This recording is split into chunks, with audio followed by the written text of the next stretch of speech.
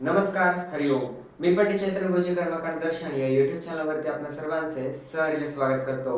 आजचा आपला विषय व्हिडिओ आहे की आपले जे पण काही पंचयज्ञ कर्माकरताचे जे काही पंच पात्र असतात ते पंचपात्र आपण कोणत्या प्रकारे आणि कशा प्रकारे शुद्ध करून घ्यायचे आहे जेणेकरून आपण ते यज्ञामध्ये वापरू शकतो. मग त्याच्यामध्ये विविध प्रकारचे जे काही पात्र आहेत ते येतात, जसं की श्रुच, श्रुची आणि प्रोक्षणी पात्र इत्यादी सर्व काही पात्र येतात.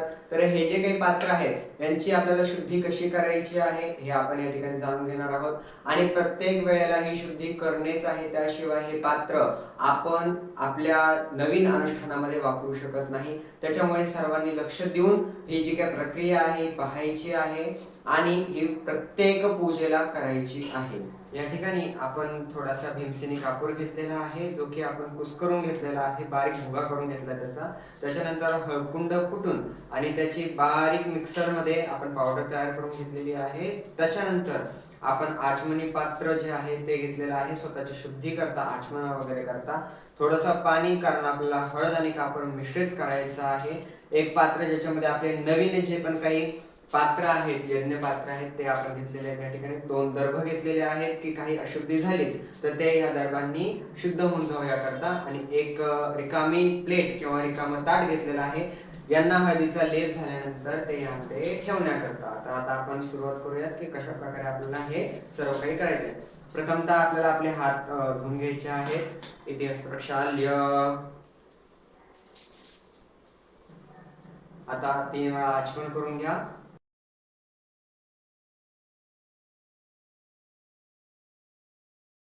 हात कोरड्या कपड्याने पुसून घ्यायचे आहेत. त्याच्यानंतर पाहायचंय की आपल्या हळदीमध्ये, आपल्या कापुरामध्ये त्याच पद्धतीने कोणत्याही प्लेटमध्ये वगैरे कचरा तर नाही ना. जर का असेल तर तो स्वच्छ करून घ्यायचा आहे. जसं की आता या ठिकाणी मला थोडासा धागा दिसत आहे, मी हा धागा काढून टाकणार आहे, कारण का हे अशुद्धीचं प्रतीक मानलं जाऊ शकतं. या ठिकाणी आता आपण ज्या प्लेटमध्ये हे सर्व पात्र ठेवणार आहोत हळदीचा लेप करून, त्या पात्रामध्ये एक दर्भ आपण ठेवलेला आहे. ज्या पात्रामध्ये आपण हे नवीन पात्र ठेवले त्याच्यावरती आपण एक दर्भ ठेवलेला आहे. आता या ठिकाणी आपण जो काही भीमसेनी कापूर आणि हळद आहे यांना मिश्रित करणार आहोत. याचं काही प्रमाण नाहीये, मात्र 5 पात्रांना 5 चमचे हळद अशा पद्धतीने मी या ठिकाणी हळद घेतलेली आहे. लेप करत असताना कोणताही मंत्र वगैरे तर नाहीये, पण तुम्ही पुंडरीकाक्षांचं नाव या ठिकाणी घेऊ शकता, तुम्ही तुमच्या कुलदेवतेचं किंवा इष्टदेवतेचं नाव या ठिकाणी घेऊ शकता, जेणेकरून तुमचे जे काही यज्ञपात्र आहे ते स्वयंसिद्ध देखील होऊन जातील. आता या ठिकाणी चांगल्या पद्धतीने हा लेप तयार झालेला आहे. थोडा पाणी टाकून ओके. आता हे छान पद्धतीने थोडंसं घट्ट आणि थोडंसं पातळ अशा पद्धतीने मिक्सअप झालेलं आहे. तुम्हाला जे पात्र पहिले घ्यायचे ते घेणे आणि छान पद्धतीने त्यावरती लेप लावणे. हा जो काही कापराचा लेप आहे आणि हळदीचा लेप आहे प्रॉपरली त्याच्यावरती लावून टाकायचा आहे.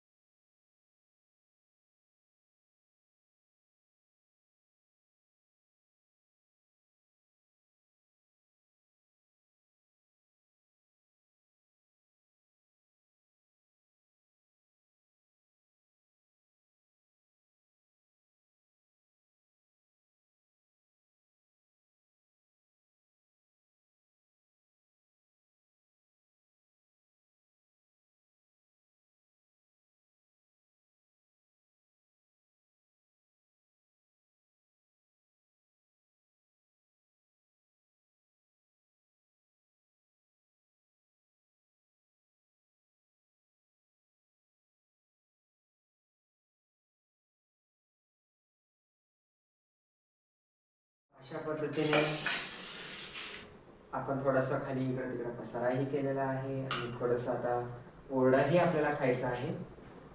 ओरडा आपल्याला नाही, मलाच खायचा आहे. मात्र आपणा सर्वांकरता एवढी गोष्ट ठीक आहे, हात प्रॉपरली धुवून घ्यायचे आहेत.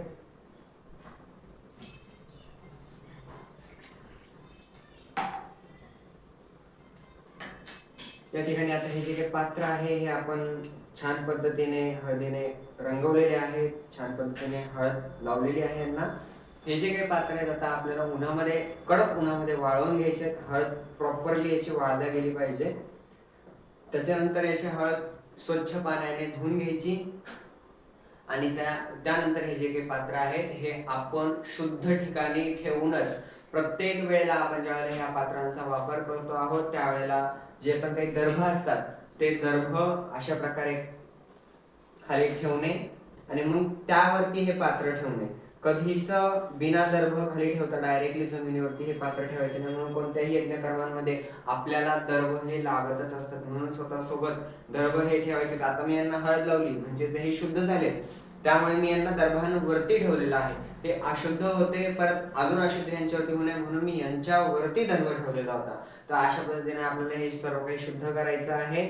शुद्ध झाल्यानंतर आपल्याला याचा वापर आपल्या यज्ञ कर्मांमध्ये, अनुष्ठानांमध्ये, विविध प्रकारे यजमानांच्या ठिकाणी जे काही आपले यजमान आहेत त्यांच्या सेवेकरता, आपल्याला देवाच्या सेवेकरता आपल्याला हे सर्व काही पात्र वापरायचे आहे. या ठिकाणी मी आपल्या सर्वांची रजा घेतो. जर का तुम्हाला हा व्हिडिओ आवडला असेल चॅनल सबस्क्राईब करा, लाईक करा, बेल आयकॉन क्लिक करायला विसरायचं नाहीये. जर का तुम्हाला कोणती शंका कुशंका असेल तर नक्कीच कमेंट बॉक्स मध्ये विचारायची आहे. आपला जो काही ब्रॉडकास्ट आहे तो रिलीज झालेला आहे, कृपया करून तो देखील नक्की वॉच करा आणि आम्हाला नक्की कळवा की तुम्हाला तो ब्रॉडकास्ट कसा वाटला. रजा घेतो. हरिओम.